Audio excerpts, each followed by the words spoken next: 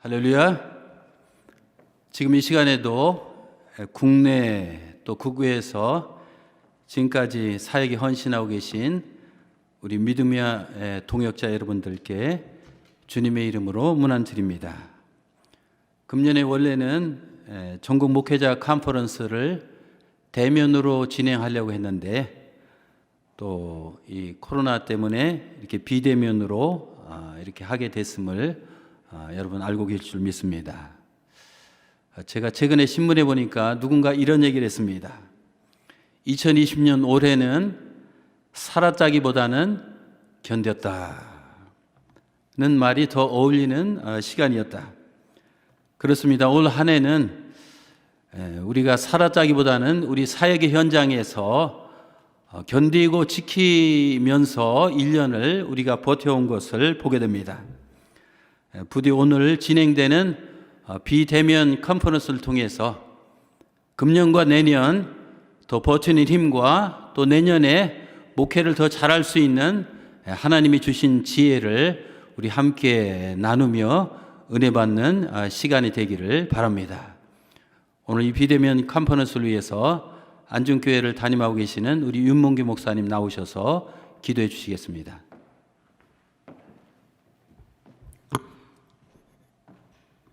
하나님 아버지, 교회가 생기고 그리스도의 이름이 전해졌지만 그리스도의 이름 때문에 죽기도 하고 감옥도 들어가고 고통도 당하고 환난도 다가왔습니다. 그러나 그리스도의 생명은 환난보다 고난보다 더 귀한 것이어서 생명력은 이 모든 환난을 이겨내고 2000년 오늘까지 우리에게 이어진 줄로 믿습니다. 이 코로나19로 인해서 어렵고 힘든 상황이지만 그리스도 안에 있는 생명이 우리와 교회 안에 있는 한 반드시 이겨낼 것을 믿습니다. 오늘 또 말씀을 듣고 시작하는 이 컨퍼런스 가운데 은혜를 덧입혀 주옵시고 또 말씀을 전하기 위해서 세우신 당신의 종을 하나님의 은혜로 성령으로 붙들어 주옵소서. 예수님의 이름으로 기도하옵나이다. 아멘.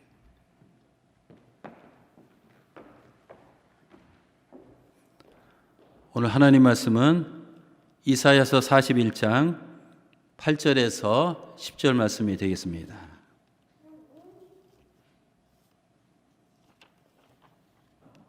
제가 봉독해 드리겠습니다. 그러나 나의 종 이스라엘아, 내가 택한 야곱아, 나의 벗 아브라함의 자손아, 내가 땅 끝에서부터 너를 붙들며 땅 모퉁이에서부터 너를 부르고 내게 이르기를 너는 나의 종이라. 내가 너를 택하고 싫어하여 버리지 아니하였다 하였노라. 두려워하지 말라, 내가 너와 함께함이라. 놀라지 말라, 나는 내 하나님이 됨이라. 내가 너를 굳세게 하리라. 참으로 너를 도와주리라. 참으로 나의 의로운 오른손으로 너를 붙들리라. 이 시간은 우리 총회 감독이신 우리 신민규 목사님께서 나오셔서 하나님의 손이라는 제목으로 메시지를 증거해 주실 때 여러분 큰 은혜 받으시기 바랍니다.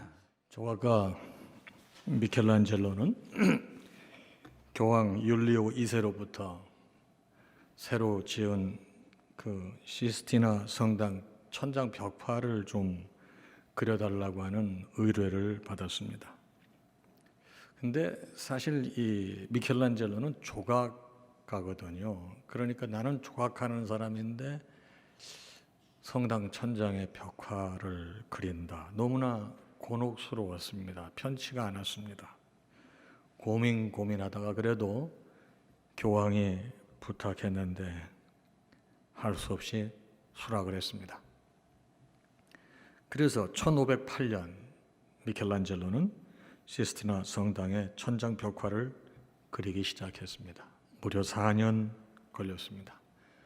그래서 길이는 36m, 폭은 13m의 엄청난 그림을 그린 거죠. 이것의 작품명이 천지창조입니다. 바로 창세기의 주요 장면과 구약의 주요 인물들을 적절하게 배합해서 만든 그림이 되겠습니다. 그 그림 중에 한 부분이 바로 아담의 창조라는 그림이 있습니다. 하나님께서 인간을 창조하실 때 흙으로 당신의 형상을 빚으시고 코에 생기를 불어넣으신 거죠. 근데 미켈란젤로는 그거를 어떻게 표현할까 굉장히 고민하고 기도하다가 코에 생기를 불어넣는 장면을 손을 내미는 장면으로 이렇게 바꿔요. 그리고 그 그림에서 아주 하이라이트가 바로 아담의 얼굴 표정이 되겠습니다. 아담의 얼굴 표정을 자세히 보게 되면 굉장히 몽롱한 그런 얼굴을 하고 있습니다. 바로 하나님의 손길이 자기에게 닿기를 바라는 그런 모습을 미켈란젤로는 아담의 얼굴을 몽롱하게 표현한 거죠. 손가락이 닿는 순간 아담이라는 존재가 탄생할 것이라는 것을 암시하고 있는 것입니다. 흙이라고 하는 미천한 피조물, 이것이 하나님의 손에 닿는 순간 하나님께서 만드신 하나의 인간으로 탄생하는 것이죠. 우리 인생은 하나님께서 만드셨기 때문에 하나님의 손이 닿지 않는다고 하면 아무것도 할 수 없는 존재인 것입니다. 하지만 하나님의 손이, 하나님의 손끝이 닿는 순간 우리는 그의 능력을 힘입어 능치 못할 일이 없는 존재가 되는 것입니다. 오늘은 전국 목회자 컨퍼런스인데 대단히 아쉽게도 실이 코비드-19 영향으로 또 동교롭게 오늘 또 2.5단계로 수도권은 상향이 돼서 더더욱 우리가 제대로 대면할 수 없게 해서 너무나 안타깝습니다만 그래도 분명히 이긴 이런 이 IT 테크닉을 통해서 이 정도라도 할 수 있는 것이 또 하나님께 감사하기도 합니다. 불가피한 온라인이지만 그래도 하나님의 손길이 우리의 심령에 터치가 된다고 하면은 정말 놀라운 사역을 시작할 것이고 또 갱신할 것이고 올해를 잘 마감하고 내년도 희망과 또 소망을 가지고 시작할 수 있을 것입니다. 그렇다고 하면은 도대체 하나님의 손은 어떤 손일까요? 오늘 본문 41장 9절에 보니 내가 땅 끝에서부터 너를 붙들며 그랬습니다. 하나님의 손은 여러분과 저를 붙들어 주시는 손이에요. 이 붙들며 그랬는데 이 원어를 보니까 하자크더라고요. 단단히 붙잡다, 마음을 강하게 하다의 의미를 가지고 있습니다. 당시 이스라엘 백성들은 바벨론에서 오랜 포로 생활을 해가지고 심신이 지쳤습니다. 학습된 무기력감에 빠져서 스스로 헤어나지 못할 정도로 우울한 삶을 살았었죠. 근데 하나님께서는 그들을 붙잡아서 잘 버틸 수 있도록 마음을 강하게 해주시겠다고 하신 약속이거든요. 그렇기 때문에 성도의 특권은 주님의 보호를 받는 것입니다. 성도의 삶의 과정 중 여러 가지 시련과 유혹이 있지 않겠습니까? 그러나 하나님께서 여러분과 저에게 주신 약속, 우리가 어디 있든지 무슨 일을 만나든지 반드시 붙들어 주신다는 거예요. 요한복음 13장 1절은 이렇게 말씀하고 있습니다. 유월절 전에 예수께서 자기가 세상을 떠나 아버지께로 돌아가실 때가 이른 줄 아시고 세상에 있는 자기 사람들을 사랑하시되 끝까지 사랑하시니라 그랬습니다. 시편 54편 4편은 하나님은 나를 돕는 이시며 주께서는 내 생명을 붙들어 주시는 이신이다 그랬습니다. 하나님의 손이 어떤 손이에요? 여러분 저를 붙잡아 주시는 손입니다. 우리가 너무나 잘 아는 베드로 얘기죠. 오병이어의 기적 이후 군중들이 흥분을 합니다. 이야, 저분이야말로 정말 우리가 왕으로 삼을 뿐이다. 예수님을 왕으로 삼으려고 합니다. 군중들의 동요에 세상의 제자들이 흥분이 돼가지고요. 어쩔 수 없어요. 그래서 예수님께서는 제자들을 먼저 배에 태워서 건너편으로 보내시고 예수님은 밤중에 이제 바다 위를 걸어서 제자들이 있는 곳으로 가시게 됐습니다. 근데 바다 위로 누가 걸어오는데 보니까 예수님인데 아직 제자들은 뭐 유령이라고 그랬어요. 두려워했습니다. 근데 주님께서 뭐라고 그러죠? 내니 두려워 말라. 베드로가 보고서 무슨 얘기를 합니까? 만일 주님이시거든 나를 명하사 물 위로 오라 하소서 했습니다. 주님께서 오라고 그랬습니다. 베드로가 주님을 바라보고 나가니까 물 위를 걷는데 잠깐 걷다 보니까 이게 물이네. 그리고 물을 보는 순간 빠지죠. 마태복음 14장 31절에 예수께서 즉시 손을 내밀어 그를 붙드시며 이르시되 믿음이 작은 자여 왜 의심하였느냐. 여러분, 바로 주님의 손에 붙잡힌 풍랑도 극복한다는 것이 말씀이에요. 12월입니다. 2020년의 마지막 달이고 이 달이 지나면 2021년 곧 다가오는데 아무리 코로나 기승을 부려도 주님의 섭리 안에 있음을 우리는 분명히 믿고 이런 기회가 다시 기회가 될 줄로 믿고 주님 의지하면서 나아가 주님 손에 붙잡히면 이보 전지를 위한 일보라고 후퇴라고 했나요? 더 잘 준비해서 크게 쓰임 받을 줄로 믿습니다. 시편 37편을 보게 되면 다윗의 말년 신앙 고백이거든요. 다윗은 악인들이 받을 하나님의 심판과 의인들이 받게 될 복을 절묘하게 대조시키면서 설명을 하고 있습니다. 시편 37편 24절을 보니 그는 넘어지나 아주 엎드러지지 아니하면 여호와께서 그의 손으로 붙드심이로다 그랬습니다. 자, 의인은 넘어질 수 있으나 여호와의 손은 붙들어 주심으로 다시 일어난다는 것이에요. 구약의 욥을 봅니다. 재물을 빼앗겼습니다. 가족도 빼앗겼습니다. 건강도 마저 빼앗겼습니다. 요셉을 봅니다. 억울하게 노예가 되기도 하고 감옥에 갇히기도 했습니다. 그러나 그들이 인간적으로 바라볼 때는 넘어짐 같았지만 그것은 멸망을 위한 넘어짐이 아니었습니다. 욥기 42장 10절 말씀이죠. 여호와께서 욥의 곤경을 돌이키시고 여호와께서 욥에게 이전 모든 소유를 갑절이나 주신지라. 창세기 50장 20절 말씀입니다. 당신들은 나를 해하려 하였으나 하나님은 그것을 선으로 바꾸사 오늘과 같이 많은 백성의 생명을 구원하게 하시려 하셨나니. 여러분, 요셉이 형들한테 한 얘기예요. 하나님의 섭리 가운데 있음을 이렇게 고백하는 거예요. 우리 믿는 사람의 넘어짐, 곤경은 내팽개치심이 아니에요. 다듬어 가시는 과정이에요. 지금 내가 넘어졌다? 하나님께서 나를 내팽개치신 것이 아니라 나를 다듬어 큰 도구로 사용하시기 위해서 나의 손을 잡고 나를 당신의 귀한 도구로 다듬어 가고 계신다는 사실, 이걸 기억해야, 그게 하나님의 손입니다. 하나님의 손은 우리를 붙들어 주셔서 우리를 정금같이 만드셔서 귀하게 사용하시는 분이 하나님의 손이라 이 말이에요. 이건 존 오트버그 목사님이 쓴 책 중에 하나님 당신 의심해도 될까요? 그런 책이 있습니다. 여기 나오는 이 예인데 서커스에 나오는 고개사의 이 얘기를 소개하고 있습니다. 서커스 공중 고개사가 있지 않습니까? 공중에서 그네 타기를 하는데 참 위험한 일인데 철저히 지켜야 할 법칙이 있다는 것입니다. 그것은 손을 잡아주는 사람을 전적으로 신뢰해야 된다는 거예요. 보는 사람들은 날아오르는 사람, 거기서 재주를 부리는 사람을 스타라고 생각할지 모르지만 실제적으로 그 서커스 하는 사람들은 가장 중요한 스타를 누구로 생각하면 날아오르는 사람을 탁 잡아주는 사람을 가장 스타라고 생각한다는 거죠.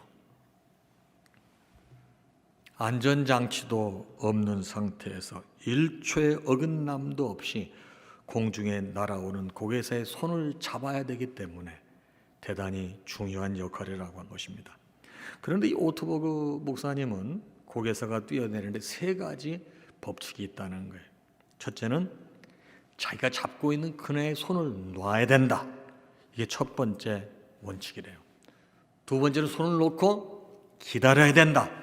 그게 두 번째 원칙이래요. 세 번째는 바로 누군가가 잡아주어야 된다. 이게 3가지 원칙이라는 거예요. 바로 놓고 기다리고 잡히는 3단계의 법칙. 그런데 제가 보니까 이 놓고 기다리고 잡히는 이 3단계 법칙, 우리 믿음의 법칙하고 너무 유사한 거예요. 인생 고개에서 놓고 기다리고 잡히는 연습을 해야 됩니다. 우리는 하나님을 신뢰함으로 인생이라는 그네에서 나의 손을 떼내야 되는 거예요. 그래야만 하나님께서 내미시는 손을 붙드셔서 우리를 가장 선한 곳으로 인도하시지 않겠습니까? 인생 고개 모든 성도를 놓고 기다리고 잡히는 이 3단계의 법칙을 기억해야 됩니다.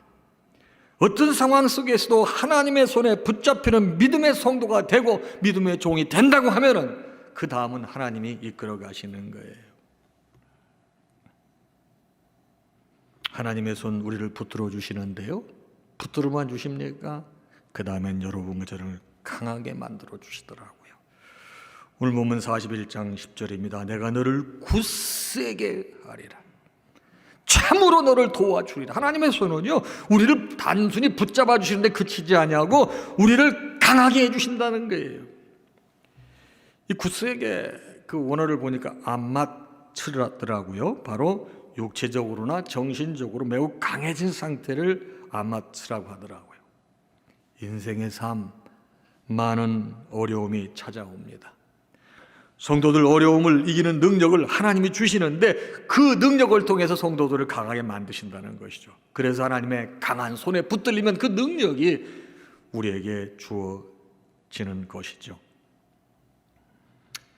출애굽기 10장에 보게 되면 아말렉과의 이스라엘 백성이 전투하는 내용이 나오지 않습니까? 르비딤에서 싸우는 데가 모세가 여호수아에게 말하죠.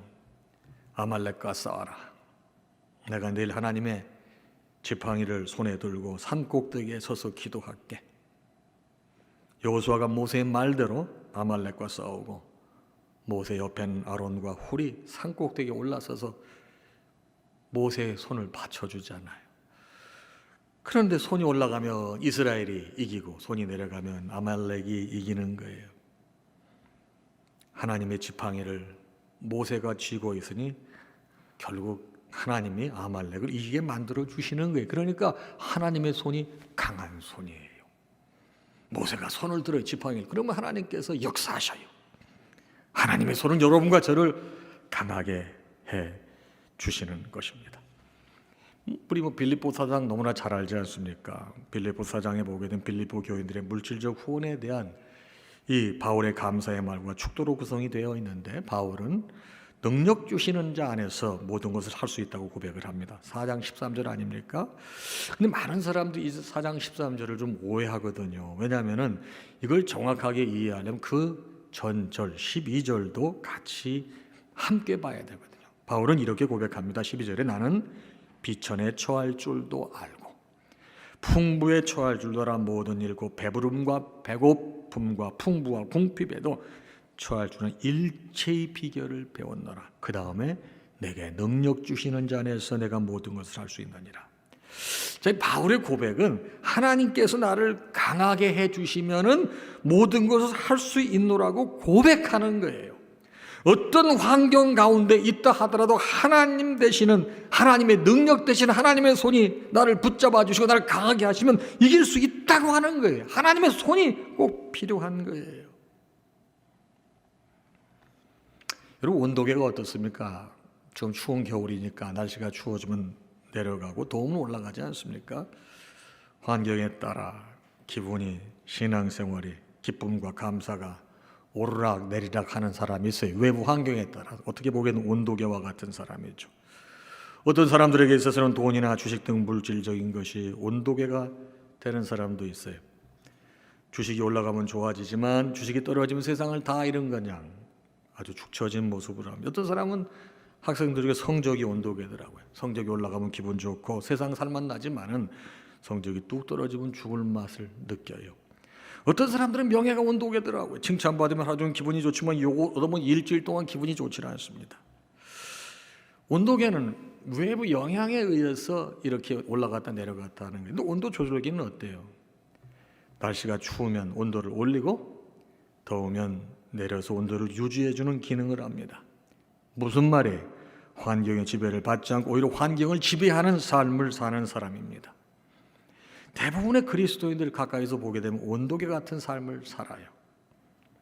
그런데 바라기는 우리 그리스도인들은 온도 조절계와 같은 삶을 살아야 되죠. 하나님의 손이 우리를 붙들어 주시면 환경을 역행하고 환경을 넘어설 수 있는 하나님의 강력한 손이 우리를 강하게 만들어 주시거든요.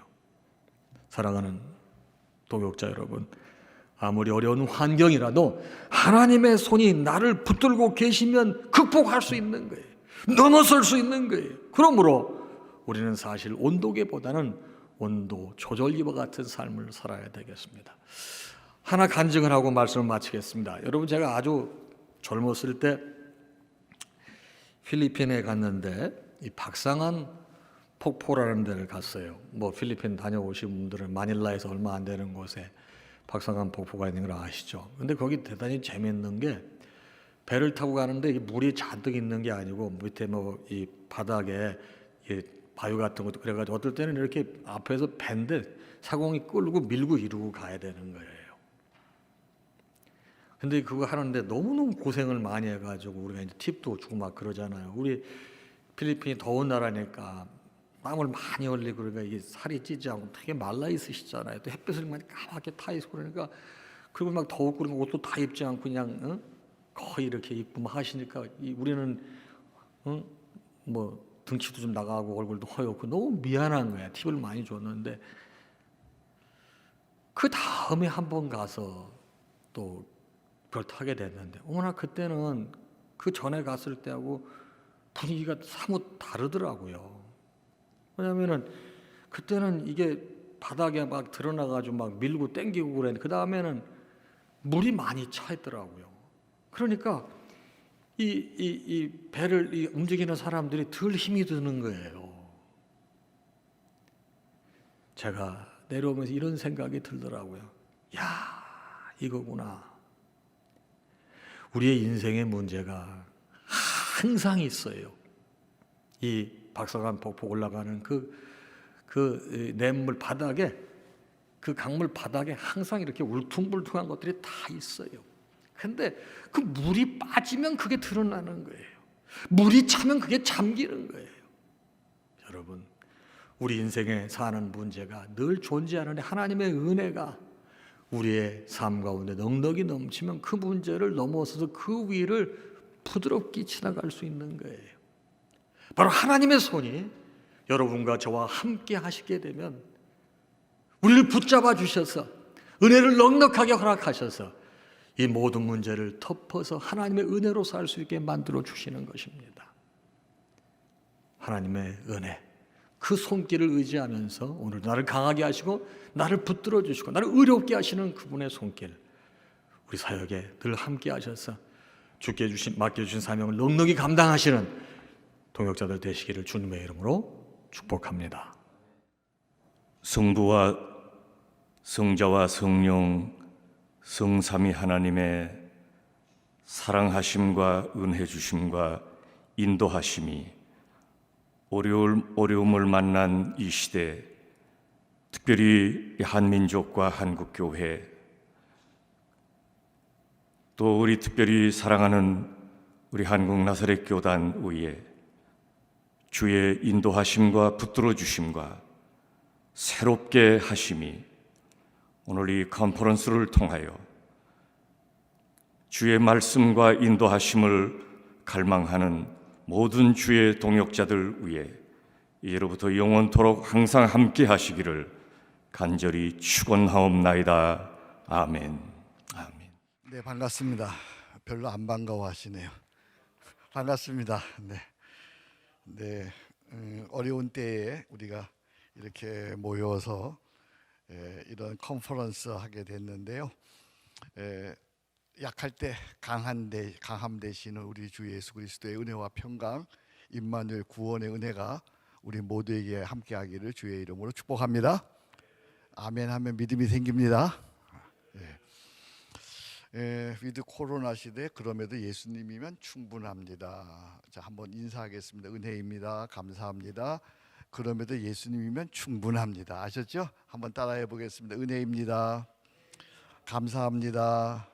그럼에도 예수님이면 충분합니다.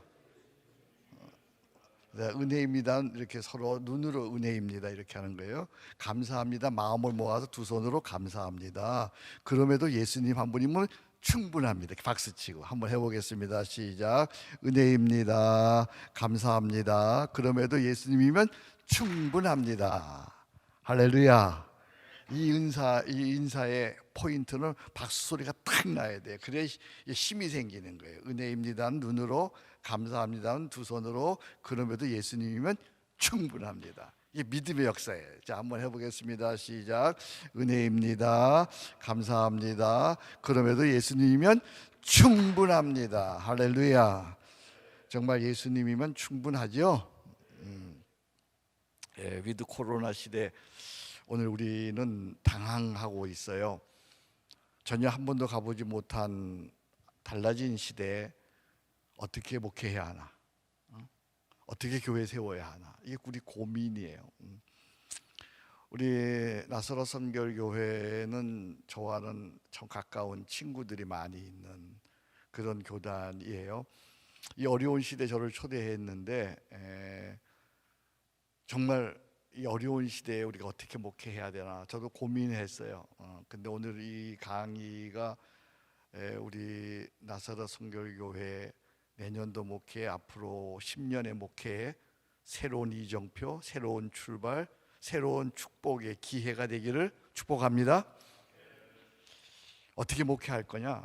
이 코로나 시대에 우리는 길을 잃고 있어요. 어렵다, 안 된다, 힘들다, 이제 교회 부흥의 시대는 끝났다, 이런 얘기를 공공연히 해요. 근데 여러분 아시죠? 어려울수록 힘들수록 어디로 돌아가야 된다? 원리로 돌아가야 된다. 원리. 한번 따라합시다. 어려울수록 원리로 돌아가야 한다. 자, 오른손 드실까요? 어려울수록, 그럼 여러분들이 원리로 돌아가야 된다. 어려울수록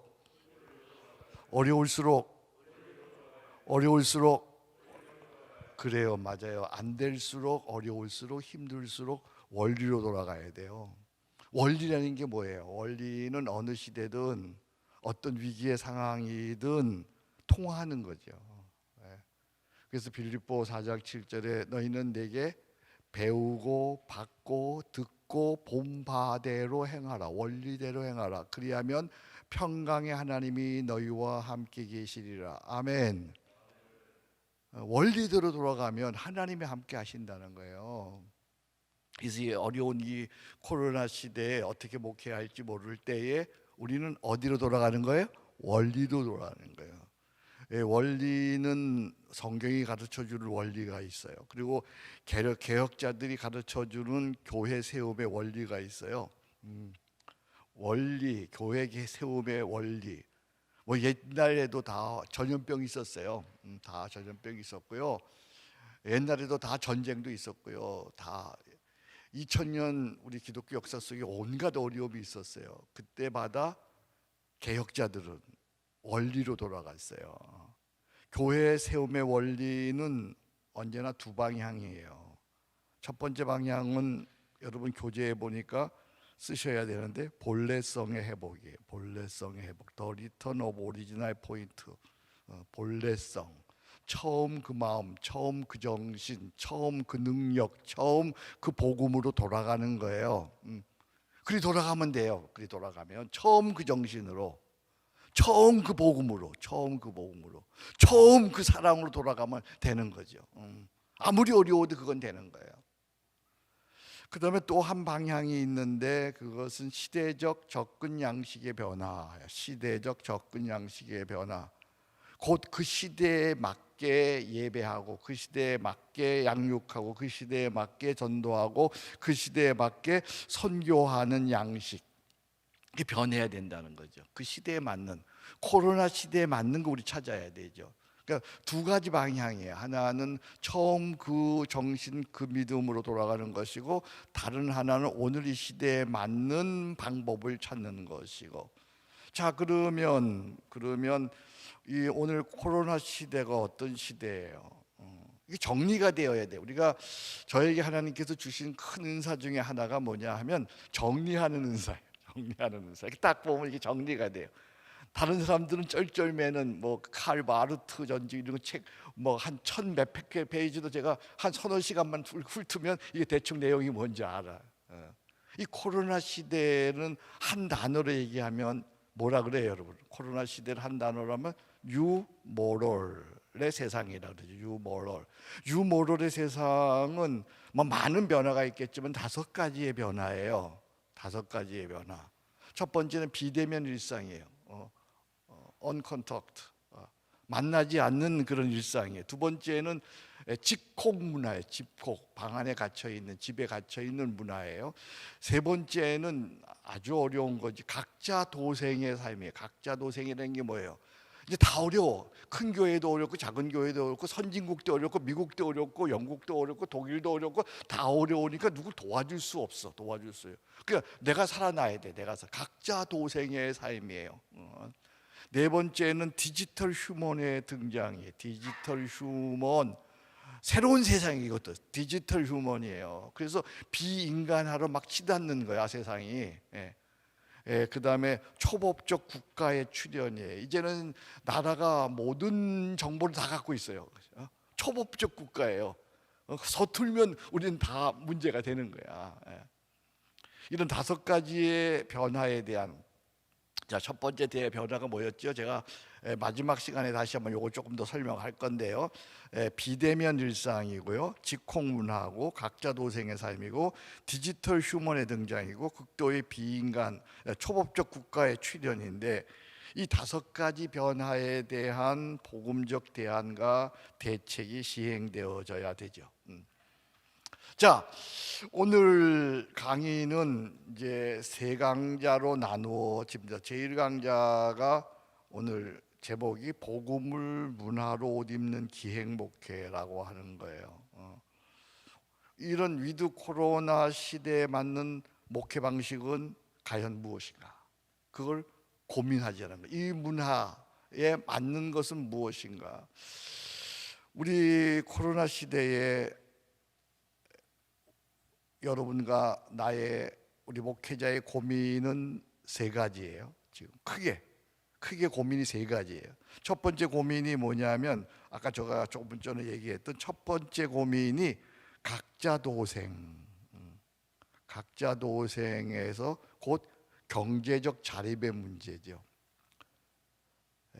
자립, 뭘 하든지 자립하지 못하면 허망한 이야기야. 자립하지 못하면 아무것도 할 수 없어요. 자립. 그러니까 교회가 자립해야 되죠. 자립의 방안. 이게 우리의 고민이야. 사람들은 모이지 않아. 그럼 어떻게 자립하느냐라고 하는 거예요. 일반적으로 자립의 방안은 3가지가 있어요. 하나는 교회가 양적 성장해서 자립하는 방법. 이건 지금 어려운 시기 아니냐. 두 번째는 큰 지출을 줄여서 자립하는 방안. 이것은 임대료 줄이는 방안이 가장 중요하겠죠. 세 번째는 직업을 가짐으로 자립하는 방안, 뭐 이런 방안이 있는데, 제4의 방안이 있어요. 그게 뭐냐면 공유 목회라고 하는 거예요. 공유. 함께 공유함으로 인해서 자립하는 방안이 있어요.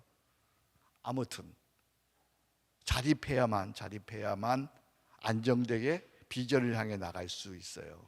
하나님께서 은혜 주셔서 오늘 이 어려운 시대에 여러분의 교회가 또 우리가 하는 모든 일들이 자립할 수 있기를 축복합니다. 그거 배워봅시다. 두 번째가 고민이 뭐냐면, 두 번째 고민이 비대면 일상인데요, 곧 온라인 사용의 효과적인 활용이에요. 지금 온 세계가 뭐 어디든지 다 온라인을 시행하고 있어요. 그런데요, 이거 중요한 얘기예요. 온 세계가 어디든지 다 지금 온라인을 시행하고 있는데, 차별화하지 않으면 수많은 고생과 그리고 높은 비용에도 불구하고 쓰레기 취급을 받는 거예요. 버려. 돈 들이고 수고하고 애쓰고 고생했는데 아무도 안 봐. 어떻게 이 온라인을 활용할 것인가? 그건 패스 브레이킹 전략이 있어요. 제가 갖고 있는, 여러분들도 갖고 있는 책이 있을 텐데, 이 패스 브레이킹 OP라는 책이에요. 원래 이 책이 패스 브레이킹이었는데 개정판 나오면서 작년에 다시 개정판 냈는데 OP라고 앞에 냈습니다. 여기 책에 보면 130페이지에서 147페이지에 보면 우리가 패스 브레이킹 길이 없으면 길을 만들어가는 사람인데, 개척자 정신인데, 여기 보면 5가지 제가 얘기했어요. 하나는 개혁적으로 해야 된다. 신선하게 해야 된다는 거죠. 개혁적으로 해야 된다, 창조적으로 해야 된다, 감동적으로 해야 된다, 전도 지향적으로 해야 된다, 기획적으로 해야 한다. 그렇게 해야만 온라인 우리가 이거 할 때 차별화가 되어서 사람들이 활용할 수 있다는 거야. 그 얘기를 이제 앞으로 할 거예요. 지금은 온라인만 얘기해 주는 거예요. 어떻게 온라인 사용의 효과적인 활용. 세 번째 고민이 뭐냐면, 이게 제일 중요한 고민인데, 정체성의 혼란이에요. 곧 나만의 부르심의 목회, 교회의 상실이에요. 위드 코로나 시대지만 나는 이런 목회하겠다. 사이즈의 문제가 아니에요. 이 정체성이 흔들리면, 그러니까 나는 어떤 목회, 나만의 부르심의 교회, 나는 나만의 부르심의 목회 어떻게 하겠다, 이게 없으면 아무리 큰 교회를 해도요 늘 실패자야. 늘 두려워, 늘 힘들어요. 근데 이게 딱 있으면 작은 교회를 해도, 작은 교회 30명의 교회를 해도 자신 있어요. 코로나 시대에도 자신 있어요. 전 세계에 꽤나 이름 있는 분들, 그들 교회 가보면, 내가 가보니까 100명도 안 모이는 교회야. 그런데 그들은 자신 있어 해요. 자기만의 길을 걸어가는 거야. 이 코로나 시대에 정말 중요한 게 나만의 부르심의 목회를 해야 되는 거예요. 이 나만의 부르심의 목회를 하면요, 코로나 시대 아니라 더한 시대가 와도요 혼란스럽지 않아요. 두려워하지 않아요. 평안하고 즐겁고 자신 있어요. 그걸 저는 이렇게 표현해요. 천천히, 꾸준히, 즐기면서 주님과 함께. 뭐가 돼야 돼요? 나만의 부르심의 목회. 나만의. 김성년이라고 하는 사람 지금 나만의 부르심의 목회하고 있거든요. 한섬 공동체, 한국교회를 섬기는 교회, 한국교회를 섬기는 교회 하고 있거든요. 그러니까 자신 있는 거예요. 어떤 시대가 와도 괜찮아요. 한번 따라 합시다. 천천히, 꾸준히, 즐기면서 주님과 함께. 할렐루야. 이게 나만의 부르심 목회가 딱 돼 있으면 되는 거예요, 그게. 자, 오늘 저는 여러분들과 첫 시간에 이 세 가지에 대한 고민, 각자 도생, 꼭 경제적 자립의 문제, 두 번째 고민, 비대면 일상, 곧 온라인의 사용의 효과적 사용, 세 번째 고민, 정체성의 혼란, 곧 나만의 부르심의 교회. 여기에 대한 이 고민에 대해서 스스로 답하고 또 이렇게 목회하고 있는 나의 25년 지기 동역자가 있어서 이제 소개하고, 이제 이 친구가, 이분이 나와서 이제 강의를 하는데, 저랑 25년 동안 같이 사역을 했어요. 주희연 목사인데, 이 책 패스 브레이킹 오피의 공동 저자이기도 하고요. 또 홍대 문화경영으로 PhD 했고요. 그리고 현재는 중구에서 아트교회를 담임하고 있어요. 제가 고민하면서, 제가 이렇게 원리만 얘기하고 이렇게 현실에서 우리 주희연 목사가 강의하는 것이 여러분이 훨씬 더 현실적으로 닿을 것이다. 이제 이 강의 한 강의는 제가 해요. 근데 이 현실적인 오늘의 문제, 그가 어떻게 이 세 가지 문제를 고민하고 하나의 대안으로 제시하는지 궁금하죠? 기대하시라. 개봉박두. 우리 주희연 목사를 소개하겠습니다.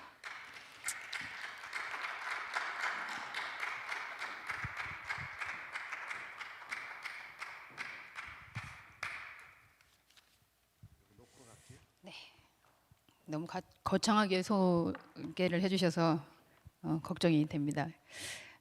아마 제가 뭐 잘해서라기보다는 코로나 시대에 안 망하고 있는 게 기특해서 부르신 게 아닌가 그런 생각이 들어요. 말씀하신 대로 25년이라는데 제가 다시 세보니까 26년 차더라고요. 제가 25살 때 목사님을 뵀는데 지금 5학년 1반이 됐으니까요. 네, 그래서 제가 그래도 목사님이 지금까지도 늘 저를 이렇게 젊은 친구, 이렇게 어린 친구 계속 그렇게 생각을 해주셔서 제가 덕분에 목사님 때문에 젊음을 유지하나 이런 생각도 해보는데요. 저희 교회는 정말 작은 교회입니다. 네, 작다라고. 근데 사실 코로나가 왔다라고 지금 온 세상이 이렇게 하고 있는 즈음에 저는 코로나 때문에 조금 더 바빠진 것 같기는 해요. 예, 원래 하고 있던 부분들을 그대로 하고 있었는데 이게 코로나가 왔어도 사실은 내가 코로나와 상관없을 수 있는 그런 목회의 그 나름대로의 구조를 가지고 있었구나 이런 부분들을 확인하게 되는데 사실 뭔가를 잘해서가 아니고 생존을 위해서 그렇게 할 수밖에 없었던 상황들이 사실은 생존을 고민해야 하는 시대 속에서는 이게 계속 지속할 수 있는 또 동력이 됐구나라는 부분을 여러분과 잠시 나누도록 하겠습니다. 먼저는 저희 교회가 어떻게 생겼을까라는 부분들이 굉장히 궁금해하시고요. 지금 이렇게 문화로 옷 입는다 이러니까 대부분은 무슨 문화 사역, 문화 목회 이런 걸 한다라고 다른 분들은 저를 그렇게 불러주세요. 근데 저는 결단코 저 스스로는 그냥 나는 목회를 한다 이렇게 생각하는데 이게 어떤 문화를 도구화하거나 그런 부분들은 아닌데 다른 사람들이 볼 때는 목회 영역에서 문화로 좀 특화돼 있구나라고 생각을 할 것 같아요. 그런데 왜 그런 목회를 하게 됐는지에 대해서 한번 나눠보도록 하죠. 영상 그 화면을 좀 보면서 할까요? 네, 해체와 단절의 시대 공유 목회, 공유 교회라고 이야기를 했습니다. 저희 교회의 원래 이름은 아트 교회입니다. 이 아트 교회라는 이름은 제가 지은 건 아니고요. 제가 서초교회에 있는 동안에 사표를 한 4번 정도 썼던 것 같아요. 근데 3번 정도 이렇게 다시 불려와가지고 이제 거기서 목사님하고 일했었고요. 이 패스 브레이킹이 나올 때도 아마 제가 사표를 쓰고 한번 그만뒀던 것 같습니다. 너무 힘들어서.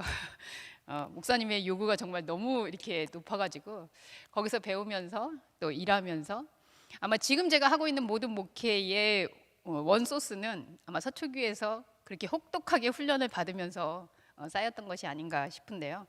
그리고 4번째 그만둘 때에는 제가 뭐 여러 가지 이유들이 있긴 했지만 자의반 타의반 그때 문화예술 공간을 교회에서 사실 그 당시로서는 제가 기억하기로 2006년도였던 것 같은데요. 그 서초교회의 기동 문화를 이제 확산한다라는 측면에서 복지관이나 아니면은 예배처소를 넘어서는 문화예술 공간을 하나 마련을 했었는데요. 그게 이제 여러 가지 사람들의 이견도 있었고 그래서 지금의 제가 하고 있는 교회의 형태의 어떤 문화예술 공간을 교회에서 마련을 했었습니다. 서초동이라는 지역에서 문화예술 왜 필요해?라고 얘기하시는 분들도 많이 있었고요. 근데 저는 이제 그 당시에 청년 목회를 하고 있었기 때문에 문화예술이라는 게 어떤 면에서는 우리의 언어와도 같다. 이게 어떤 즐기고 놀고 하는 그런 부분들이 아니라 같이 소통하는 언어라고 한다면 분명히 그것을 통해서 복음의 확장이 될 수 있지 않을까? 그래서 그런 언어들을 익히는데 저는 좀 많이 경험을 할 수 있었던 것 같아요. 그래서 그 공간을 만들고 오프닝을 하는 날, 네, 뭐 목사님 여기 계시니까 쫓아냈다라고 말은 못하겠지만 어쨌든 그런 여러 가지 상황 속에서 저는 교회를 그만뒀는데 제가 교회를 떠나고 저는 사실 마침 그때 가족들이 외국에 있었기 때문에 나가게 됐어요. 나가면서 내가 절대로 서초동은 다시는 돌아오지 않겠다 이러고선 나가게 됐었는데 7년 뒤에 공간이라는 게 그런 것 같아요. 지금 우리가 그렇죠. 카페가 있으면 카페에 차 마시러 가고 이야기하러 가고 도서관이면 가서 책을 읽고 공부를 하고 이런 것처럼 문화예술 공간이 교회 안에서 만들어지니까 그 문화예술에 대한 관심이 있거나 아니면 예술을 전공하는 사람이거나 아니면 거기에 뜻이 있는 사람들이 같이 모여서 예배를 드리게 된 거죠.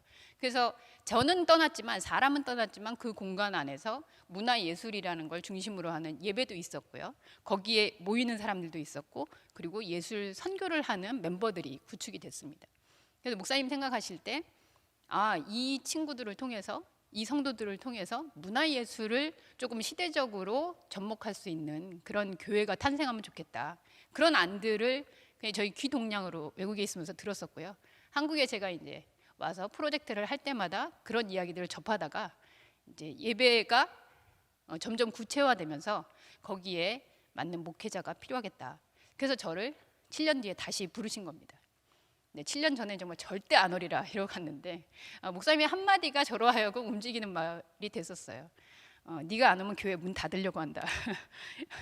그 아티 교회라고 이름을 지었는데 너밖에는 할 사람이 없는 것 같아서 네가 안 오면 문을 닫으려고 한다.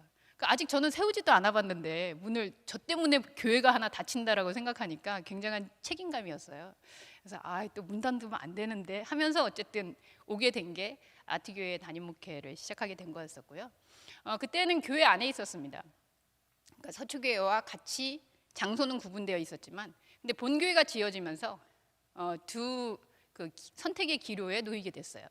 목사님의 추천은 내가 너를 이렇게 불러놓고 교회를 지으면서 그 공간을 더 이상 이제 유지를 하지 않으니까 아트 교회가 따로 있던 공간은 이제 내놔야 됐었는데, 그러면 본교로 들어와서 한 공간에서 그렇게 하는 게 어떻겠느냐, 그런 제안이었고요. 하나는 나가서 아예 개척을 해서 그렇게 하는 건 어떤가 하는 두 가지 아니었는데, 저는 당연히 나가는 걸 택했습니다. 내가 다시 들어가기보다는 목사님 얘기하신 대로 뭔가 내가 담임 목회를 하게 됐다라고 했을 때 본교 안에 있는 것보다 장성한 자녀가 뭐 결혼을 하든 뭐들 했으면 독립을 해야 되잖아요. 나가야 되겠다. 그리고 과감하게 나가서 시작을 했습니다. 한 공간 빌려서 쓰기 시작했었는데요. 일주일에 한 번, 주일날만, 그것도 원래 서초교회 안에 있었던 그 아트 예배가 오후 3시인가 4시인가에 이렇게 예배를 드리고 있었어요. 그러니까 뭐 무슨 예배 쭉 드리면서 하루 주일날에 한 부분을 드리고 있었기 때문에 그 시간을 그대로 유지하면서 다른 공간을 일주일에 한 번 빌려서 쓰기 시작했습니다. 근데 쓰면서 보니까 그 일주일에 한 번 그렇게 자리를 내가 빌렸어요. 저도 누군가에 의해서 이제 공유를 했던 거죠. 연습실이었고 거기는 상업용 용도였었는데, 그렇게 쓰다 보니까 굉장히 불편한 게 많아지더라고요. 근데 교회를 그래서 이렇게 교회를 마련하고 짓나 보구나, 이런 생각을 했는데, 그렇다면 우리가 전 일을 쓸 수 있는 우리만의 공간이 생기면 우리는 그 불편을 주지 않고 누군가에게 이렇게 같이 공유했으면 좋겠다라는 그런 상상을 해봤었어요. 머지않아서 저희는 공간을 하나 마련하게 됐고요. 그리고 그 공간을 공유하기 시작했습니다. 어떻게 공유를 했느냐? 네, 이거는 저희 처음에 있었던 그 아주 깊숙한 지하 교회의 간판이에요. 아트스페이스 노라는 이름으로 공간을 시작했는데요. 노라는 이름은 제가 노라고 했을 때 목사님이 그랬어요. 그래, 너는 평소에도 예스를 안 하더니 이름도 노라고 하는구나. 그래서 제가 노라는 뜻은 맞습니다. 예스 노 중에 근데 아무것도 없어도 여기는 예술을 할 수 있다. 그 프로필이 어때도 상관없다. 그리고 우리는 아무 자본도 없이 하나님 앞에서 예술을 할 수 있다. 그래서 삶이 예술이 되는 공동체라는 의미에서 아트스페이스 노라는 공간 이름을 가졌고요. 교회 이름과는 상관없이. 교회는 사실 간판이 없었어요. 네, 저희 공간은 그냥 일반 공간으로 돼 있었는데,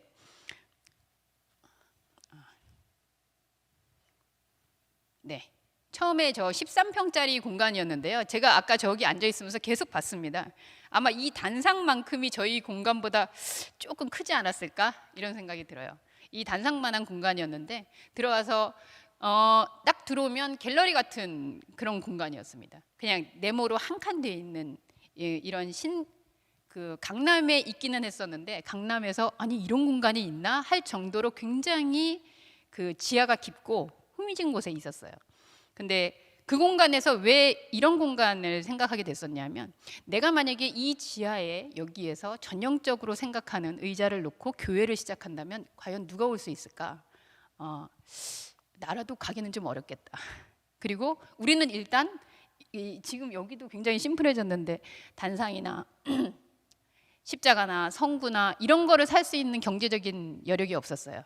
그래서 공간을 가장 싸게 할 수 있는 방법이 뭘까라고 했을 때, 네, 첫째는 지하 공간이었고요. 그리고 창문이 없는 것을 어떻게 이 반전을 시킬 수 있을까? 그 보니까 갤러리라는 공간이 창문이 있어도 다 막는 게 갤러리더라고요. 왜냐하면 외부의 빛을 차단하고 조명을 통해서 그림을 걸기 때문에. 그래서 우리가 그러면 갤러리 공간으로 이 공간을 디자인해야겠다. 그래서 사실은 인테리어 뷰라고 한다면 벽면하고 저렇게 조명도 다 가조명이었습니다. 그냥 끼우는 거. 그래서 조명만 하는 하얀 공간을 만들었습니다. 그래서 그랬더니 갤러리가 됐고요. 그리고 그 갤러리 안에서 사람들이 와서 그림을 걸기 시작했죠. 아트 스페이스 놓였기 때문에 그냥 선착순으로 오는 거였어요. 뭐 무슨 프로필이 있냐 어쨌냐 이런 거 묻지도 않았고, 저 역시 그때 당시에는 제가 예술에 대한 뭐 전문성이 있는 게 아니었기 때문에. 근데 저런 공간에 있으면서 계속해서 작가들이 오기 시작했고, 그리고 작가들뿐만 아니라 연주를 하는 사람들. 그러니까 지금은 굉장히 우리 한국에서 뭐 미니 콘서트, 하우스 콘서트 이런 것들이 굉장히 다양화됐는데요. 저 당시에 이제 시작을 했던 것 같아요. 한참 젊은 사람들, 또 세대를 불문하고 작은 공간에서 공연하는 그런 문화들이 생겼었고요. 그래서 보시면 딱 알겠지만 한 10명 정도 서 있으면 교회가 그득해요. 그래서 제가 처음에 왔을 때 목사님이 야, 믿음이 적어도 이렇게 적을 수가 있냐, 공간을 조금 이렇게 넓혀놔야지 앞으로의 부흥이 될 걸 생각하지. 근데 제가 목사님께 그랬죠. 그 당시에 목사님은 이제 큰 교회를 지으셨거든요. 목사님은 빈 의자 볼 때마다 마음이 철렁하지 않으십니까? 저는 이렇게 꽉 찬 교회를 보면 늘 흐뭇합니다. 우리는 한 5명만 앉아 있어도 그냥 좀 차 보여요, 이러면서 얘기를 했었는데요. 그래서 거기에 사실은 한 1년 정도를 저렇게 사용하고 났는데, 저희는 주일 예배만 여전히 오후 3시에 예배를 드렸고요. 저렇게 전시를 하는 사람들, 공연을 하는 사람들, 그거를 관람하러 오는 사람들 총 해서 일주일에 많을 때는 몇백 명씩 저희 공간을 오고 가고 했어요. 그래서 저런 공간을 이분들은 사실은 외국에서 온 그 연주단이었는데 제가 초청을 한 건 아니었고요. 저희 동네가 강남이다 보니까 예술의 전당에 공연을 하러 온 세계적인 그 연주 팀이었는데, 리허설 장소를 찾다가 저희 공간을 와서 연습을 했던 팀이었어요. 그래서 당연히 저분들이 연습할 때 제가 제안을 했죠. 그러면 당신들이 여기서 연습을 하는 건 좋은데 우리가 무료로 해줄 테니 대신 우리 성도들이 와서 들을 수 있게 해달라. 그래서 저희 성도들은 저분들이 연습하는 그 리허설 공연을 와서 관람하기도 했습니다. 이거는 다른 사람들이 이제 공연할 때의 장면이고요. 저렇게 낑겨서 앉으면 정말 좁게 다 붙어 앉아가지고 50명도 앉았던 것 같아요. 코로나 이전이니까 가능했었고요. 그래서 다양한 공연들, 그리고 청년들이 거기에서, 저희 성도들은 다 아닙니다. 그런데 저 중에 한 친구가 지금은 저희 성도가 됐고요. 공연하러 왔다가 이제 같이 만나서 얘기를 하고, 그래서 공연 이후의 모습이고요. 그리고 나서 13평 공간에 있었는데, 이 13평 공간이 의외로 사람들이 와서 저렇게 활용도가 많아진 거예요. 그래서 저는 그 오는 분들을 인터뷰하기 시작했습니다. 그때 이제 제가 관심을 갖고, 뭐지?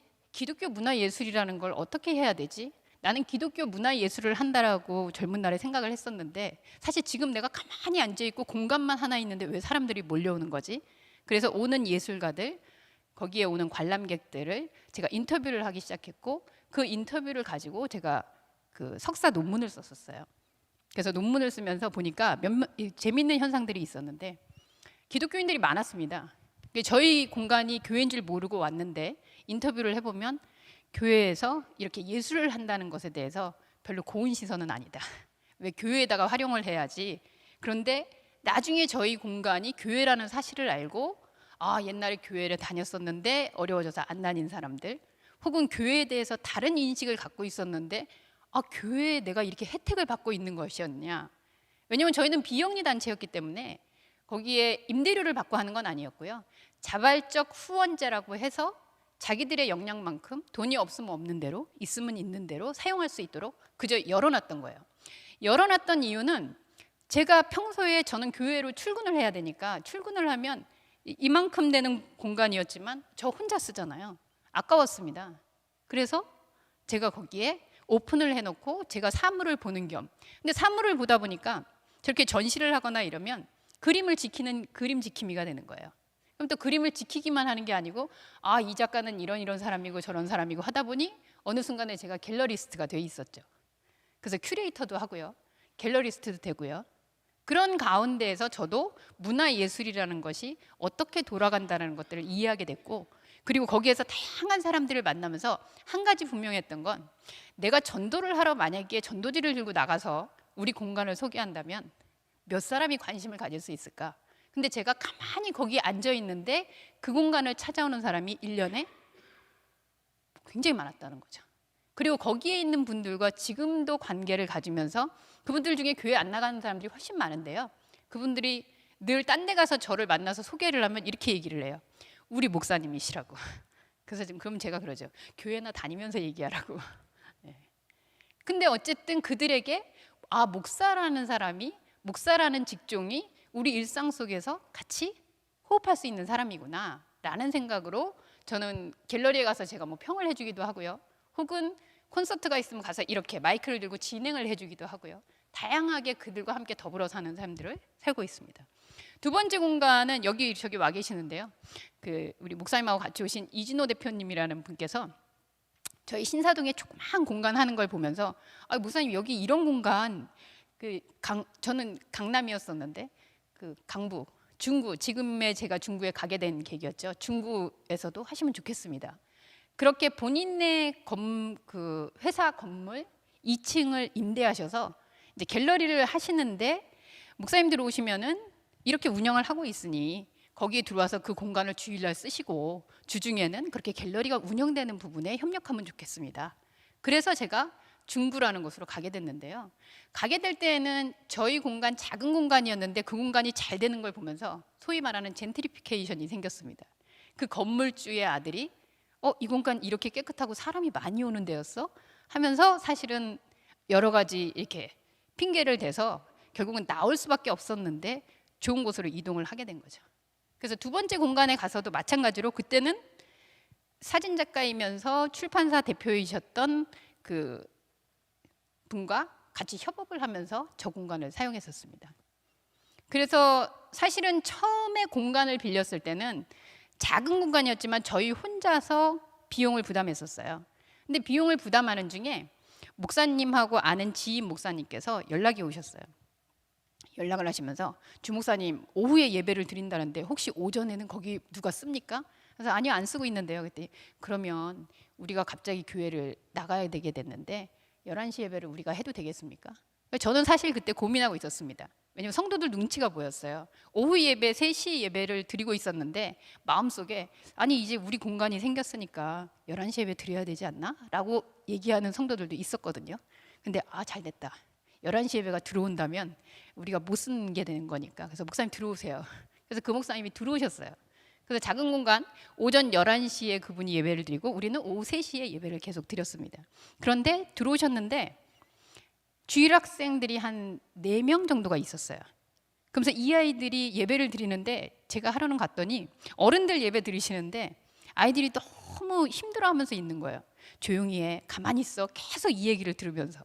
그래서 저는 교회 근처에 한 교회에서 한 100m 정도 떨어진 곳에 살고 있었는데 이 아이들이 너무 안 됐다. 그리고 내가 목사식이나 돼서 주일 오전에 교회를 또 못 나가니까요. 다른 교회가 예배를 드리고 있으니까 아침에 허리가 아프도록 자고 일어나는데 이게 되게 미안하다. 이 시간에 저 아이들이라도 봐줘야겠다 생각해서 제가 그 4명의 아이들을 저희 집에 불러서 주일학교를 해주는 대신에 이제 어른들은 자유롭게 예배를 드리시게 된 거죠. 다른 교회지만. 근데 본의 아니게 이 주일학교가 자꾸 부흥을 하는 거예요. 이 아이들이. 왜냐하면 그 목사님께서 이렇게 광고를 하시는 거죠. 우리 교회는 담임 목사가 주일학교를 지도합니다. 그죠? 제가 다른 교회지만 담임 목사가 맞으니까요. 그래서 그 아이들이 처음에는 조그만 애들이 왔었는데 얘네들이 점점 커지고 인원수가 많아지니까 저희 집에서는 감당이 안 됐어요. 제가 그때는 조그만 집에 살았었는데 그래서 제가 제안을 해서 목사님 이 아이들도 좋은 교육을 받아야 되지 않겠습니까? 요 옆에 큰 교회가 있는데 이 안중교회처럼 큰 교회가 있는데 그 교회로 유학 보냅시다. 그래서 오실 때 걔네들은 그쪽으로 보내서 주일학교를 하고 부모님들이 끝나면 데려갈 수 있도록. 이 아이들이 우리 집에서 지금 너무 좁습니다. 그래서 걔네들을 큰 교회로 유학을 보냈어요. 그래서 목사님과 함께 그렇게 협업을 하면서 목사님이 아이들을 봐주고 함께한다라는 고마움을 표시하면서 사실은 저희의 월세에 어느 정도를 분담해 주셨습니다. 그래서 그걸 보면서 제가 의도하지는 않았지만 함께 쓴다라는 것이 이렇게 서로 시너지가 생길 수 있겠구나. 저희는 부담이 줄어서 좋기도 했고요. 저 역시도 그쪽에 주일학교 아이들을 가르치는 부담을 줄여줄 수 있었고요. 그리고 둘 다 담임 목사님이었기 때문에 그 목사님이 가끔 해외에 나가시거나 그렇게 되면 제가 그 교회에 설교를 하기도 했어요. 그래서 그때 그런 경험을 가지면서 공유를 한다라는 거, 함께 있다라는 거, 그렇지. 기독교의 원래 정신이 이렇게 유무상통, 네 것 내 것을 따지지 않고 함께하면서 일어나는 공동체였지라는 생각을 좀 갖게 됐고요. 그래서 그 이후에 이쪽으로 이사를 가면서도 다른 교회하고 함께 쓰기 시작했습니다. 그래서 그 교회에서 있다가 지금 현재 있는 교회는 이런 교회입니다. 네, 여기는 책꽂이가 주로 있고요. 거기에서 갤러리 그리고 또 전시, 음악회 뭐 다양한 것들을 하죠. 이거는 제가 저희 성도들은 아니고 지역 사람들과 함께 책을 만드는 프로젝트를 하는 수업이에요. 근데 이 수업은 저는 성도들하고 원래 같이 모여서 이렇게 책을 쓰고 했었는데 그 책 쓰기 프로그램을 저희 중구에는 중구 문화재단이라는 곳이 있습니다. 문화재단에서 저희 공간을 거점으로 쓰면서 지역 주민들을 위한 프로그램을 운영하는데 이제 저희 공간도 쓰고 저는 거기에 강사로 활동을 하고 있죠. 처음부터 이런 것들을 해야지는 아니었는데 이렇게 문화적인 부분에 있어서 늘 소통을 하고 있었던 그런 부분들을 의외로 세상에서는 이렇게 좋은 건데 왜 이렇게 하지? 처음 문화재단에 있는 그 대표자가 저를 찾아왔을 때 물어본 게 이런 거였습니다. 이런 거는 문화재단이나 이런 나라에서 해야 되는 사업 같은데 누구신데 이런 거를 하시냐고. 근데 제가 목사인 걸 알고 오셨더라고요. 그래서 사장님 제가 이걸 왜 한다고 생각하십니까? 제가 만약에 비즈니스를 하는 사람이면 이런 거 안 하겠죠. 목사라서 합니다. 목사라서 함께 소통하고 목사라서 함께 나눕니다. 그랬더니 그러냐고. 자기는 교회라는 부분에 있어서 조금은 다른 인식을 갖고 있었는데 이렇게 함께 하는 게 교회였지라는 걸 자기도 생각하게 된다. 그래서 지금은 정말 다양한 일들을 하고 있는데요. 이런 일들을 합니다. 마을 축제도 기획해서 하고요. 북메이커스라고 출판하는 부분들의 그 함께 일반인들을 책 만들도록 하는 그런 부분도 하고요. 북 페스티벌 지금 저희 교인들 열심히 준비하고 있어요. 그리고 요일콘이라고 월화수목금토 이렇게 요일마다 한 명씩 이 비대면 시대에 조금 더 그 확산된 일인데요. 그 비대면 시대에 어떻게 보면은 노래방의 개념인데 무대를 주는 거예요. 그래서 동네 철물점 아저씨가 오셔서 노래하는 거를 찍어서 저희가 유튜브에 올려드리기도 하고요. 그래서 요일 콘서트라는 걸 하기도 하고 필동 라떼라고 라떼 무슨 말인지 아시죠? 저희 동네에는 어르신 그 비율이 전국에서 가장 많은 동네입니다. 그 제가 살고 있는 중구 필동이라는 동네가 전국에서 60대 이상, 65세 이상의 시니어들이 가장 많은 비율로 살고 있는 동네라 이분들이 모여서 얘기를 하시고 싶은데 얘기를 못 해요. 그래서 젊은 청년들이 찾아가서 그분들의 이야기를 들어주고 그 이야기에서 인생샷을 찍어드리거나 아니면은 그분들의 이야기를 연극으로 공연을 해주거나 이런 라떼 프로젝트를 합니다. 그런 일들도 있고요. 그리고 필타운 TV라고 교회는 가나안에서 TV가 없는데 저희 마을 TV 운영을 하는데 그 부분을 저희 교회의 성도들과 제가 같이 하고 있고요. 그리고 도시재생에 대한 문화예술 오늘 사실은 거기를 갈까 여기를 와야 되나 거기는 정해진 약속이었는데 목사님이 여기를 왔으면 좋겠다 그래서 거기를 지금 맡겨놓고 왔는데요. 저희 마을에서 이 코로나 시대에 우리 마을이 사실은 인쇄라는 게 특화되어 있는 동네이기도 합니다. 그래서 제가 책을 중심으로 사업을 하기도 하는데 거기에서 인쇄가 이렇게 역사적으로 문화적으로 사람들 속에서 어떤 의미를 가지고 있는가를 예술로 표현하는 사업을 진행합니다. 그리고 문화예술 허브 역할을 하고요. 뭐 생활문화예술, 문화예술 들어가는 거는 안 하는 게 없이 다 아는 것 같아요. 근데 제가 정말 아까 목사님이 뭐 제가 공부도 했다 이렇게 하는데 공부도 이런 일들을 하다 보니까 안 할 수가 없었어요. 내가 이런 부분에 세상과 접목점을 가지고 하는 가운데서 어떻게 더 사람들에게 잘 연결고리가 될 수 있을까? 그리고 당당하게 저는 문화예술로 굉장히 알려진 학교에서 공부를 했는데요. 그 학교는 전혀 기독교 학교가 아니에요. 그런데 제가 당당하게 논문을 2번 다 교회라는 타이틀을 걸고 논문을 썼습니다. 그래서 저희 논문 그 심사위원 그래서 어쩔 수 없이 신학대학에서 교수님을 위촉해서 신학에 대한 이야기는 할 수 있었고요. 그리고 교수님들께서 거기는 홍익인간을 중시하는 그런 학교였는데 제가 이렇게 교회에서 일어난 일들을 가지고 논문을 쓰니까 기독교가 원래 이런 거냐 그리고 원래 이렇게 문화예술적이냐 아니면 아트교회라는 곳이 교단 이름이냐 이렇게 물어보셨어요. 전혀 교회에 대해서 그 공감이 없으시던 분들이 저의 논문을 통해서 지금도 저는 학교에서 그 논문이나 학생들이나 이렇게 다 얘기를 하는데 제가 늘 얘기하는 샘플은 교회의 이야기예요. 기독교 공동체가 어떻게 사회에 접목돼서 소통의 창구가 될 수 있는지 이런 부분들에 대해서 저는 일반적인 측면에서도 이야기를 나누고 있습니다. 자, 이런 공간과 이런 시간들을 보내면서 제가 정리를 하게 된 부분이 있었어요. 이런 원리죠. 아까 목사님께서 그 어려울수록 원리로 돌아가야 된다라고 했는데 사실 저는 가진 게 없다 보니까 원리만 중시해서 했던 것 같아요.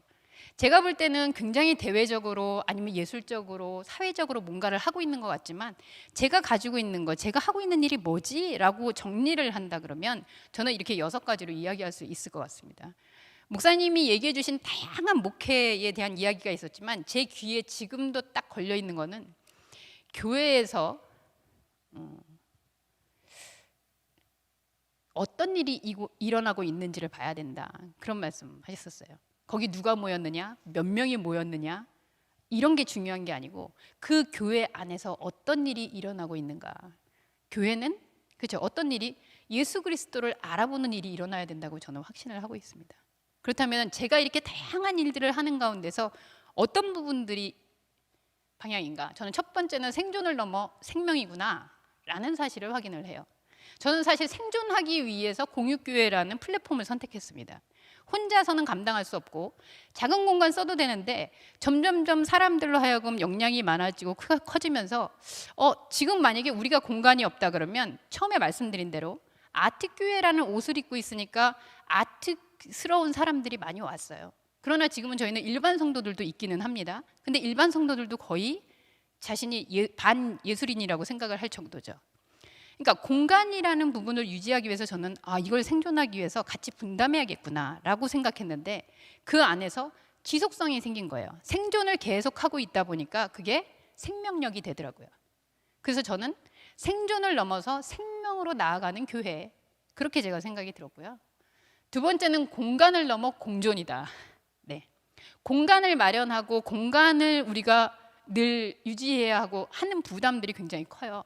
그런데 이거 역시 공유교회 원리 안에서 단순한 공간이 아니라 누구나 그 안에 들어와서 마치 노아의 방주 안에 어떤 동물들도 다 들어왔었던 것처럼 그 안에서 함께 존재할 수 있는 그릇, 그게 바로 교회 공간이 되겠구나 라는 생각이 들었고요. 소유를 넘어 소통이었습니다. 처음에는 어떻게 우리 공간을 마련하지? 우리 거, 우리 교회, 우리가 가진 것들 이런 부분들을 마련하고 지키는 데에 사실 저도 젊은 날에 전도사도 했었고 큰 교회에서 부목사도 했었고 다양한 영역을 하면서 늘 관리하고 지키고 하는 부분들이 일이 굉장히 많더라고요. 그런데 이 가지고 있는 것들은 결국은 모두와 소통하기 위한 통로들이구나. 그렇게 방향성을 정하고 나니까 저도 처음에 서초기 왔을 때 제가 저 신디사이저 반주자로 왔었는데요. 그 신디사이저가 목사님이 하도 문을 늘 열어놓으니까 항상 없어졌어요. 그랬더니 어느 날 우리 그 악기를 관리하시는 그 집사님께서 그 쇠사슬로 갖다 묶어놓으셨어요. 그때 목사님이 가져가면 또 사자 이렇게 얘기를 하셨는데 그렇지. 이 가지고 있는 게 중요한 게 아니라 이걸 통해서 우리가 무엇을 하고 있지? 함께 소통하고 있구나 라는 부분에 대한 원리 그리고 복합을 넘어 복음이었습니다. 저희 공간은 지역사회에서 불리기를 복합문화예술 공간이라고 불려요. 그리고 등록돼 있기도 그렇습니다. 저희 공간은 복합문화예술 공간인데 그런데 이 복합적인 것 그리고 사실 이렇게 대형교회 오늘날 한국교회들이 정말 다양한 일들을 하잖아요. 그러니까 어쩔 수 없이 목사님들도 만능이 돼야 되더라고요. 그런데 저는 오히려 그렇게 복합적인 것들은 어디를 향해서 나가는가? 결국은 하나를 향한 복음을 향한 집중으로 나가지 않으면 정말 다양하다가 내가 지쳐 죽겠구나. 특히 저처럼 1인 목회자 교회에서는 사실은 모든 것을 다 안다는 것은 쉽지 않은 일이에요. 그런데 결국 복합이든 하나이든 둘이든 셋이든 복음을 전하는 걸로 집중돼 있다라는 부분에 원리를 얻게 됐고요. 그 다음에는 본교를 넘어 본질입니다. 늘 그러죠. 본교에서 예배 드려야 됩니다. 본교회에서 해야 됩니다. 저희는 네, 조금 다르지만 헌금이든 헌신이든 예배 출석이든 이런 부분에 있어서 기본적으로 새가족부 뭐 이런 게 없습니다. 네, 그리고 누가 왔다고 해서 등록하고 이런 제도도 없습니다. 그러니 당연히 나가는 사람도 없겠죠. 왜냐하면 등록이라는 게 없으니까 뭐 나갔다 하는 개념도 없어요. 그냥 있으면 그 시간에 예배 드리고 있으면 다 그냥 우리 공동체 안에서 함께 하는 거죠. 그래서 근데 그게 어떻게 가능하냐? 정말 기독교 예수 그리스도의 복음을 통한 본질이 무엇이냐를 같이 공유하고 있다면, 같이 나누고 있다면 저는 그게 교회 공동체다. 진짜로 교회는 건물이나 공간이 아니라 사람이라는 걸 우리가 강조하고 있기 때문에 진짜 교회의 본질은 사람들의 모임. 어디에서 모이든, 그거는 인터넷으로 모이든 이 공간에서 모이든 어디와 상관없다. 그런 원리. 그리고 마지막으로는 확장을 넘어서 확산입니다. 확장을 넘어 확산이라는 부분을 생각했을 때 저도 사실은 내년 3월이면 또 교회를 이전을 해야 돼요. 4번째 교회를 옮겨야 되는데 본의 아니게 어떤 때는 밀려서 어떤 때는 상황에 따라서 이렇게 옮겨지고, 이번에는 어르신들이, 저희 교회 어르신들이 이제 저와 한참을 있다 보니까 연세가 드시고 다리가 불편하세요. 근데 저희가 지금 4층에 있거든요. 걸어 올라다니기가 힘드십니다. 그래서 엘리베이터 있는 곳으로 한 번만 더 옮겨야겠구나. 그래서 이번에는 엘리베이터 있는 곳으로 옮기게 됩니다. 필요에 의해서. 확장을 넘어 확산이라 했을 때 공간을 확장하고 일을 확장하고 사업을 확장하고, 사실 저는 다양한 일을 하고 있기는 한데요. 이 일들을 하는 것을 저는 한 가지 한다고 생각합니다. 어떤? 나는 이야기를 하는 사람이구나. 그래서 저는 작품이든 동네든 사람이든 이야기를 붙여주는 일들을 합니다. 목사가 제일 잘할 수 있는 일이라고 생각해요. 하나님의 말씀을 다루는 사람인데, 이 말씀을 다루는 사람은 어떤 재료, 어떤 통로여도 거기에서 궁극적으로 하는 건 말씀이라고 생각하거든요. 하나님, 예수님, 성령님 이런 글자를 얘기하지 않아서 그렇지 제가 하고 있는 것은 저는 말씀의 활동이라고 생각합니다. 그런데 이것을 내가 이거를 펼쳐져야지, 더 커져야지, 확장해야지 하는 순간 사실은 그 확장하는 데 집중을 하게 되더라고요. 근데 제가 좀 곰곰이 생각했어요. 예배라는 거, 하나님 앞에서 산다는 게 뭘까라고 했을 때 구약의 제사로 들자면 하나님께서 오시는데 하필이면 이렇게 얘기하시는 거죠. 너희가 제물을 드려라. 그런데 나는 거기에 향기와 연기를 받겠다. 그죠? 제물을, 소를 끌고 오든 비둘기를 가져오든 뭘 가져오든. 그래서 제가 처음에 고민했어요. 하나님은 소고기 향을 더 좋아하실까? 비둘기 향을 더 좋아하실까? 어떤 연기를 더 좋아하실까? 시커먼 연기를 좋아하실까? 아니면 밝은 연기를 좋아하실까? 아니구나. 결국은 태워지는 것을 좋아하시고 냄새로 흩어지는 것을 좋아하시는구나. 무슨 말이냐면 사실 차원 이동이죠. 현상으로 있던 것들이 우리한테는 소다. 내가 하나님께 양을 드렸네. 내가 뭘 드렸네가 아니라 그게 태워지는 순간 다 똑같아지는 거잖아요. 어떤 연기든 어떤 향기든. 근데 이거의 속성이 터지는 거더라고요. 없어지는 거더라고요. 결론적으로 저는 이렇게 함께하는 목회라는 공유의 현장 속에서 내가 없어지는 것, 그리고 내가 이루었던 것들이 복음이라는 걸 통해서 결국은 태워지고 없어지는 것들을 경험합니다. 그래서 내가 뭔가를 막 해야지, 확장해야지 하지 않는데 자꾸만 이게 퍼져나가는 거예요. 그런 의미에서 저는 요즘은 그 예배를 인터넷으로 드리고 있습니다. 근데 인터넷으로 드리다 보니까 신기한 그 사실 몇 개 있는데요. 그런 생각이 들었어요. 저희는 노트북 한 개 가지고 저는 그냥 예배를 드립니다. 이렇게 영상이나 뭐 이런 것들이 그 준비되어 있는 건 아니고요. 그냥 노트북에 이어폰 끼고 성도들과 함께 줌이라는 그 실시간 채팅을 통해서 만나게 돼요. 저희가 지금 벌써 이렇게 예배를 드린 지가 꽤 오래됐잖아요. 그래서 처음에 인터넷 예배를 드릴 때에도 어색하지 않았던 것은, 제가 가끔, 저는 가족들이 외국에 있습니다. 그래서 제가 기러기 엄마로 살다 보니까 1년에 한 2차례, 3차례 정도는 교회에 방학이 있어요. 교회를 스탑하고 여러분도 제가 방학이니까 다 부모님 교회를 가시든지 자녀 교회를 가시든지 가세요. 하고선 저는 그 가족들이 있는 곳에 가서 방학을 하고 그리고 돌아오고, 그럼 한 2주나 3주 정도씩을 방학을 했었고요.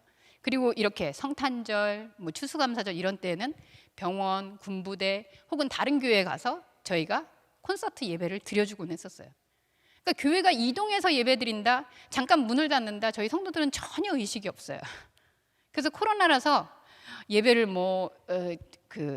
못 모입니다, 뭐 합니다 이렇게 광고를 해도 뭐 의뢰 그런가 보다 이렇게 생각을 해요.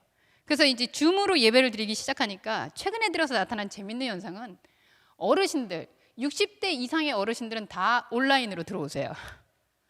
어르신들이 요즘은 뭐 유튜브 선수들이시잖아요. 그리고 인터넷을 핸드폰으로 다 하시고, 오히려 젊은 사람들은 교회를 와요. 젊은 사람들은 와서 자기들끼리 얘기도 하고, 답답하니까 교회 밖에는 그래도 안심하면서 말할 곳이 없으니까요. 그래서 오히려 저는 이런 지금의 공육교회라는 이런 문화적인 틀을 통해서 코로나 이전에도 저런 부분들을 계속 해왔었는데, 사실은 코로나가 되면서 오히려 이런 것들을 제 안에서 확인할 수 있는 시간이 된 거죠. 외부의 환경이 어떻게 돼도, 이런 상황이 되어도 내가 그동안 지켜왔던 게 환경이 아니라 우리의 뭔가 우리의 복음의 본질을 지키기 위해서 해왔던 부분들이 계속 유효하고 있구나. 그래서 함께 목회하고 있는 교회는 지금 오전에는 다른 목사님께서, 거의 남자 주목사님이세요. 거기도 본의 아니게 만났는데 거기도 주목사님, 저도 주목사님. 그래서 저희 성도들은 남주 여주 이렇게 부릅니다. 무슨 뭐 그 영화제 나무주 연상, 여우주 연상처럼. 그래서 그분하고 함께 하는데 재밌는 현상은, 그분은 온라인을 잘 못하세요. 저는 서초교회 때부터 훈련된 걸 지금까지 써먹다 보니까 이제 그런 부분이 익숙하고요. 그래서 제가 그 교회에 온라인으로 하는 녹화나 이런 부분들을 도와주고요. 그리고 그 목사님과 함께 저희는 교차 성도라는 그 성도들이 생겼는데, 저희 교인들 중에서 오전에 예배를 드리고 오후에는 어딜 가야 된다? 그럼 그 교회를 참석합니다. 그리고 그 교회에서도 결혼을 했는데 이제 아이가 생기고 그러니까 오전에 나오기 어려우니까 저희 또 교회를 와서 예배를 드려요. 그러니까 사실은 두 담임 목회자가 한 지붕 아래서 목회를 하다 보니까 부목사냐 아니냐 이런 위계도 아니고요. 각각 수평한 관계에서 만약에 그쪽에 여성 성도가 조금 불편하거나 어려움이 생기면 제가 가서 도움을 드리기도 하고, 저희 성도 중에 남자 성도 중에 필요한 때에는 그 목사님이 오셔서 신방을 해주시기도 하고, 공유라는 게 단순히 어떤 공간, 소유를 나눠 쓰는 차원이 아니라 기독교만이 유일하게 가질 수 있는, 복음의 본질이 통한다면 함께 할 수 있는 하나님의 자녀들의 모임으로서의 공유가 충분히 가능하다는 거죠. 그래서 몇몇 분들께서 이거 어떻게 가능합니까? 왜냐하면 사실 그러다 보니까 실질적으로 현실적인 부분에 있어서도 목사님 말씀하신 대로 재정적으로 독립이 가능해요. 왜냐하면 일반적으로 할 수 있는 월세의 반만 있어도 같이 하는 거죠. 근데 저희 반만도 조금 버겨우니까 같이 정기적으로 월요일이든 아니면 목요일이든 우리가 안 쓰는 시간을 정기적으로 쓸 수 있는 분이 같이 분담을 해서 또 쓰기도 해요. 그러니까 실제적으로 만약에 저희가 그 공간을 혼자 우리 교회에서 운영한다 그러면 지금보다는 5배는 더 들 것 같아요. 그러니까 아주 저렴한 방법으로 자립하면서 할 수 있고요. 저는 목회 이외에는 다 돈을 받고 일을 합니다. 근데 목회에서 돈을 안 받는 이유는 제가 뭐 사도 바울처럼 돼야지 이런 건 아니고요. 제가 먹고 살만 해졌어요. 그래서 목회에서는 돈을 안 받겠다라고 생각했는데, 그러다 보니까 제가 이런 생각이 드는 거예요. 우리나라에 아직 이중직이나 이런 문제들이 있는데 시대가 좀 변했다라고 생각이 듭니다. 자립에 있어서 중요한 거는 제가 공간값하고 이 목회자로서의 월급 받는 부분이 성도들에겐 가장 큰 부담인데, 이 두 가지가 해결이 되고 있거든요.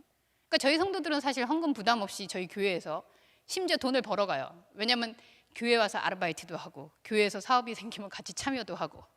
그런데 나는 근데 왜 돈을 안 받고 유일하게 하는 일이 목회인데 그럼 나는 목사가 맞나? 저는 맞다고 생각이 들었어요. 왜냐하면 보통 내가 좋아하는 일, 원하는 일, 꼭 해야 한다고 생각하는 일을 돈을 벌어서 투자를 해서라도 사람들은 하는데, 나는 돈이 생기고 딴 데서 더 벌 수 있어도 이거를 목회하는 데다 쓰고 있구나. 그래서 저는 제가 목사가 맞다라고 생각이 듭니다. 누구나 다 이래야 되는 것은 아니지만 지금 코로나 시대에 과연 어떤 방향을 해서 나갈 것인가 라고 했을 때, 저는 이 6가지 원칙을 사실은 저의 예수 그리스도의 모습이라면 어떤 모습일까? 저는 생명의 모습 맞다고 생각하고요. 예수 그리스도라면 공존하신다. 예수 그리스도는 우리와 소통하신다. 예수 그리스도는 복음을 말씀하신다. 그리고 예수 그리스도는 그 어떤 부수적인 것이 아닌 본질의 존재이다. 그리고 그분은 뭔가를 막 펼치러 다니시는 분이 아니라 가만히 있어도 확산되는 분이다. 이 원리의 방향을 내가 지키고 가고 있다면 오늘 김 목사님께서 얘기하신 예수님 한 분으로 충분합니다 라는 것을 어떻게 실현할 수 있는가에 대한 저만의 고민이 해결된다라고 생각이 됩니다. 이런 목회하고 있음을 여러분께 말씀드리고요. 저도 책을 가져왔는데 이거는 저는 파는 건 아닌데 줌 예배를 처음에 드릴 때 성도들이 굉장히 어색해했어요. 그래서 온라인상으로 만났었는데 온라인상이 되니까 제일 어려운 건 교제였죠. 말씀을 나누는 건 오히려 집중력 있게 할 수 있었는데 함께 교제하고, 그래서 한 날짜를 잡아서 Once Upon a Time이라는 이 책인데요. 그러니까 핸드폰의 폰입니다. 원래는 옛날 옛적에 Once Upon a Time인데, 그래서 여러분들의 핸드폰 속에 있는 사진을 지금 저한테 그 메시지로 전화 핸드폰으로 보내십시오. 그래서 한 컷씩 그 안에 있는 사진들을 보냈어요. 성도들이 자기 잘 안 보일 수도 있겠지만, 자, 그래서 이 안에 자기 핸드폰 속에 있는 사진들을 하나씩 보내서 그 사진이 어떤 내용이 담긴 이야기입니까? 했더니 이야기를 했어요. 그래서 어떤 사람은 자기 자녀 얘기를 하기도 하고 애인 얘기도 하고 뭐 아버님 돌아가셨을 때 추억도 얘기하고, 그래서 그거를 1시간 동안 예배를 드리면서 나눈 이야기를 제가 책으로 딱 묶어서 2주 후에 책이 나왔습니다. 그래서 성도들께 보내줬어요. 그 이후로 우리 성도들은 거의 온라인 예배에 다 정착을 했어요. 온라인과 오프라인 저는 구분이 없다라고 생각합니다. 복음의 통로는 오히려 우리는 비대면으로 늘 하나님을 만나는 존재들이잖아요. 꼭 만나서뿐만 아니라, 만나면 물론 더 좋지만 만남의 그리움이 있습니다. 그런데 비대면이신 하나님을 만나는 데 있어서 비대면의 역량을 충분히 발휘해서 오늘 이 시대에 예수님 한 분과 동행하는 그런 목회를 가능케 하는 저희 모두가 될 수 있으리라고 저는 확신합니다. 네, 오늘 강의는 이렇게 하겠습니다.